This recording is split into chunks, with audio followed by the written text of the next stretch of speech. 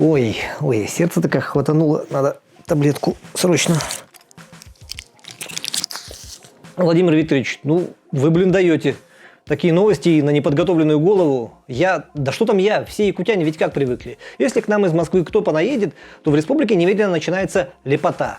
Официально если. Во всех выступлениях первых лиц остаются только рапорты об успехах и доклады о перспективах. А проблемы отходят на второй план. И все к этому, повторюсь, привыкли. И тут вдруг Владимир Владимирович Солодов, премьер-министр Якутии, принимает в Якутске группу сенаторов из Москвы, выходит к ним весь такой красивый и сообщает. Я даже не могу это процитировать, пусть сам. К сожалению, мы один из регионов, отстающих по уровню бедности, который составляет 19%, при среднероссийском уровне 12,9%. По доле ветхого и аварийного жилья мы абсолютные антилидеры. 18,8% при среднероссийском 2,4%. Доля школ, находящихся в аварийном состоянии, почти 10%, при среднероссийском 1%. Круглогодичной транспортной доступностью обеспечено менее 21% населения. Да как так-то? Я с утра проснулся, точно зная, что живу в самой лучшей республике в России, которая в свою очередь является самой лучшей страной в мире. И тут на меня без подготовки вот такое вываливают. И бедность, и ветхое жилье, и школы аварийные, и транспорт толком не ходит. Как не про Якутию. Ой, надо срочно принять еще одну таблетку. Только не вот эту фигню, а эту, красную таблетку. Примешь синюю таблетку, и сказке конец. Ты проснешься в своей постели и поверишь, что это был сон. Примешь красную таблетку, войдешь в страну чудес. Скажите, а по вашему мнению, вот что надо делать в ситуации, когда ты руководишь регионом, где все обстоит вот так вот? Закатывать рукава и кидаться все исправлять, прокладывать дороги, строить школы, разбирать бараки? Нет. Нужно срочно вспомнить, что ты лидер в чем-нибудь одном, но хорошем. Хорошем и желательно таком трудноосязаемом. В том, что нельзя пощупать и измерить конкретными параметрами. И еще лучше нельзя сравнить с аналогом у соседей. IT. Владимир Викторович, у вас шанс все исправить. Жгите. Якутия по праву считается IT-столицей Дальнего Востока. И сегодня одна из стратегических задач Республики Саха – развитие IT-индустрии и подготовка IT-специалистов. Я уверен в том, что результаты их работы на хакатонах помогут ускорить развитие информационных технологий в стране и решить наболевшие проблемы, с которыми в повседневной жизни сталкиваются жители нашей страны. Вот. Премьер признает, что каждая 10-я школа в Якутии – это небезопасные для детей руины, а в некоторых руинах и туалета-то нет. Но зато Якутск с его переполненными классами процентов на 30 – столица IT Дальнего Востока. Утверждение о лидерстве Якутии в области IT мы слышим с завидным постоянством. Айсен Николаев на этом, да еще на Ленском мосту, которого пока нет, целую избирательную кампанию провел. Но вы никогда не задумывались, на чем, собственно, основаны все эти рассуждения о превосходстве Якутии в области IT над всеми? А кроме успехов отдельно взятого Арсена Томского и его компании Синет, и отдельно взятых братьев Ушницких и их компании Майтона. Вот мы все время говорим «Якутия – лидер». Простите, А какого хрена? Давайте подумаем. Может быть, мы лидеры в области IT, потому что это у нас, на территории Якутии, решено создать Российский центр цифрового развития? Увы, нет. Такой центр действительно создается, причем по прямому указанию Владимира Путина, которое он дал по итогам прошлогоднего ВЭФ, Восточного экономического форума, но не у нас, а во Владивостоке, на острове Русской, на базе ДВФУ, Дальневосточного федерального университета. И сегодня не у нас, а во Владивостоке создают Дальневосточную технологическую долину, куда уже приходят крупные компании. Вот проректор ДВФУ по развитию Дмитрий Земцов уже первыми успехами хвастается. Центр цифрового развития стал поводом для того, чтобы компании обратили внимание на остров Русский, и в том числе на режим технологической долины, как на возможность развивать свои бизнесы. Очень активно себя проявила компания МТС. Они ставят перед собой очень серьезные задачи по аналитике данных в области транспорта, логистики, и есть серьезные основания полагать, что этот центр начнет работу в этом году и будет расширяться. Но тогда, наверное, мы лидеры, потому что именно к нам съезжаются ведущие айтишники страны, а также делегации стран АТР для того, чтобы обсудить перспективы отрасли, обменяться мнениями, провести хакатоны, поделиться опытом. Да, такой представительный форум на Дальнем Востоке действительно проводится, но опять же не у нас. Называется мероприятие «Русский метап». И это главная профессиональная конференция в области IT в Дальневосточном федеральном округе. В прошлом году он проводился во Владивостоке, а в этом году, в октябре, снова пройдет во Владивостоке. Вот и главный поставщик этих наших интернетов в стране свое участие в этом форуме не просто подтверждает, но и рекламирует. Послушайте, это Александр Логинов, директор макрорегионального филиала Дальний Восток ПАО «Ростелеком». Русский метап – отличная площадка для общения специалистов, презентации услуг и информирования о современных IT-сервисах. Ростелеком сегодня не просто оператор связи, а в первую очередь цифровой партнер бизнеса, государства и населения. Мы предлагаем высокотехнологичные услуги для решения повседневных задач граждан, предприятий и власти. Одно из таких решений – сервисы по информационной безопасности, которые помогают защитить всю инфраструктуру клиентов от DDoS-атак и других киберугроз, мы представим на мероприятии. Они представят на их мероприятии. Хотя лидеры мы.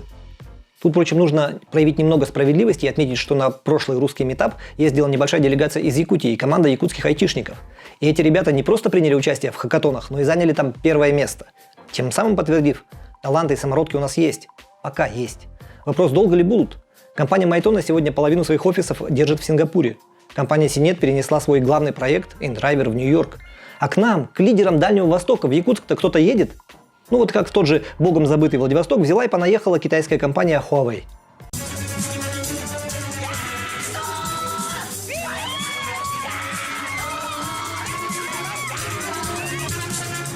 Я ничего не понимаю, ведь лидеры и цифровые пупы всей Руси, ну или по крайней мере всего Дальнего Востока, это мы. А китайский гигант, выпускающий смартфоны и поставивший мир на грань торговой информационной войны, да еще и запугавший компанию Google так, что она сейчас умоляет правительство США отменить запреты и санкции в отношении Huawei, приехал в Приморье. И не просто приехал, а сейчас создает там международную IT-академию, опекать которую взялся лично вице-премьер России и полпред ДВФО Юрий Трутнев. Компания по производству телекоммуникационного оборудования Huawei из КНР и Дальневосточный федеральный университет подписали соглашение о создании международной IT-академии на базе вуза.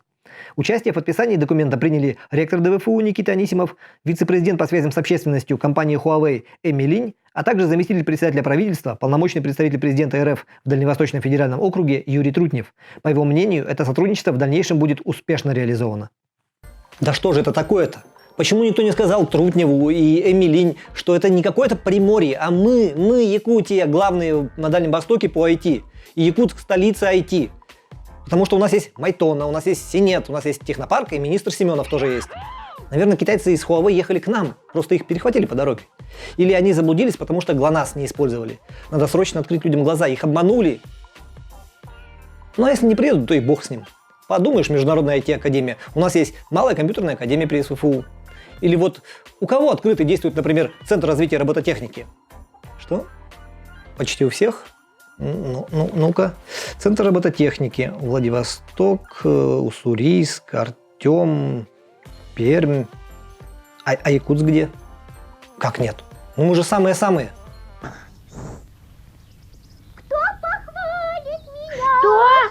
Кто? Тот получит сладкую конфету. Кстати, помимо китайской Huawei во Владивосток, не в Якутск, столицу дальневосточного IT, приехали представители Иннополиса. Это единственная в России особая экономическая зона ОС с преференциями для инновационной и IT-отраслей. Тот факт, что такая ОС появилась не в Якутии, а в Татарстане, мы скромно опустим. В конечном итоге Татарстан не Дальний Восток. Но почему к ним-то? Почему в Приморье, а не к нам? Ну мы же эти самые-самые со сладкой конфетой. Но нет. Агентство Дальнего Востока по привлечению инвестиций и по поддержке экспорта, ОНО АПИ, привозит руководство особой экономической зоны Иннополис во Владивосток. И там 7 июня подписывается соглашение о сотрудничестве и реализации проектов ОС на территории Дальневосточного федерального округа. О чем с удовольствием говорит генеральный директор агентства Леонид Петухов, которому, наверное, просто забыли рассказать, кто здесь лидеры. Одна из задач нашего агентства – собирать лучшие практики по привлечению инвестиций в основные сферы экономики и запуску новых проектов. Иннополис стал одним из центров притяжения IT и высокотехнологичных компаний. Мы хотим, чтобы на карте Дальнего Востока появлялись такие места, где разрабатываются и коммерциализируются лучшие инновационные решения. Ой, ну ладно. Пусть эти приморцы кичатся своими центрами, академиями, сотрудничеством с ОС. А кто принимает сегодня полуфинал цифрового прорыва, одного из главных конкурсов в рамках проекта «Россия – страна возможностей», а? Якутск. И на открытии этого самого полуфинала Владимир Солодов, собственно, и похвастался тем, что Якутск – столица Дальнего Востока в области IT. И это правда, конкурс стартовал, но, как бы это сказать, то, что у нас в СМИ преподносят как полуфинал, на самом деле называется региональным этапом. И вот такой этап проводится сейчас в 40 городах страны. То есть в каждом втором субъекте Российской Федерации, включая злополучный Владивосток. И знаете что? Они там даже хвастаются нашими словами. Ну, про лидерство и про драйверы роста. И даже тем, что первые стартовали, ухитрились похвастаться. Мы стали драйвером развития цифровой экономики на Дальнем Востоке. И как университет рады принимать у себя на площадке первый в России региональный этап цифрового прорыва. Это говорит о том, что цифровизация начинается с Дальнего Востока. Через 5 лет наступит новое будущее, которым будут управлять люди, понимающие, что такое большие данные и как ими управлять. Это был Илья Яськов, заместитель проректора ДВФУ по развитию. И знаете, я больше не могу слушать это приморское хвастовство. Я вообще не понимаю, почему вот эти люди не хотят взять и смириться с тем, что Якутия самая-самая на Дальнем Востоке в области IT. Да у нас, может, потому туалеты не во всех школах есть, что мы все силы на цифру бросили. У нас, может, потому каждый пятый официальный бедняк, что люди не работают, а по ночам коды пишут и алгоритмы выстраивают. Мы, может, потому в ветхом жилье и живем четвертью республики, что не видим смысла сейчас хибары ремонтировать. Вот потом, когда появятся цифровые умные города будущего, тогда и все сделаем. Ребят, дайте бальзаму на душу. Якутия является центром цифровизации и развития IT на Дальнем Востоке. Сегодня мы обладаем уникальными компетенциями в части реализации цифровых стартапов. Кроме того, у нас уже существуют компании, которые работают на мировом рынке. Перед такими компаниями я ставлю задачу, чтобы в течение 5 лет должны появиться компании с капитализацией более $1 миллиарда. Вот и нечего тут. Несколько, конечно, странно, что глава Якутии ставит задачу перед частными компаниями, частично съехавшими из республики, сколько им зарабатывать и сколько из заработанного направить на капитализацию, но он имеет право, потому что Якутия лидер, потому что мы центр цифрового развития на всем Дальнем Востоке, или на языке айтишников хаб. Погодите, как это? И хаб не у нас? Мы хотим, чтобы остров Русский на Дальнем Востоке стал интеллектуальным хабом, чтобы там формировались технопарки, были созданы центры технологической экспертизы. Для этого мы планируем развивать с нашими партнерами несколько направлений. Во-первых, Дальний Восток должен получить доступ к последним достижениям в области когнитивных технологий и искусственного интеллекта, а также содействие развитию российских IT-стартапов. Во-вторых, мы будем проводить отборы студентов по технологическим специальностям и их дополнительное обучение, стажировки в IT-компаниях. Да блин. Хватит поясничать. Давайте серьезно. Все это время я вовсе не пытался доказать, что у Якутии нет IT-индустрии как таковой, или что наши специалисты чем-то хуже своих коллег-дальневосточников. Не хуже, а зачастую даже и лучше. Якутская земля рождает самородков, и у них есть где свои навыки оттачивать и развивать. Есть перспективы, есть горизонты, есть возможности. Вот чего нет, так это чувство меры у наших отцов республики. Пожалуйста, перестаньте вы выдавать частные успехи за свои достижения. Прекратите кичиться лидерством, которое вами не заслужено и по меньшей мере спорно. Перестаньте вы безотрывно глядеть в светлое будущее и обернитесь на настоящее. Хватит рассказывать нам про перспективы. Покажите, как вы решаете проблемы, текущие проблемы. Договорились? На телеканале Якутия-24 выходит в эфир новый телепроект, передача «Новости IT». Каждое воскресенье в 14:20 и в 19:40 ведущий Василий Радченко будет рассказывать и показывать самые интересные и актуальные новости из мира IT, а также знакомить зрителей с якутскими разработчиками и стартапами. Видимо, не договорились. Ладно, будем новостями из телевизора доказывать миру свои успехи в области компьютеров и диджитал. Тем более, что на госсми, в отличие от IT-отрасли, ежегодно выделяется не 10, не 20 и даже не 100 миллионов. Миллиард рублей. Вот где мы точно лидеры, так это в расходах на государственный пиар. Это были «Говорящие головы», меня зовут Виталий Обедин, и увидимся с вами через неделю в светлом цифровом будущем.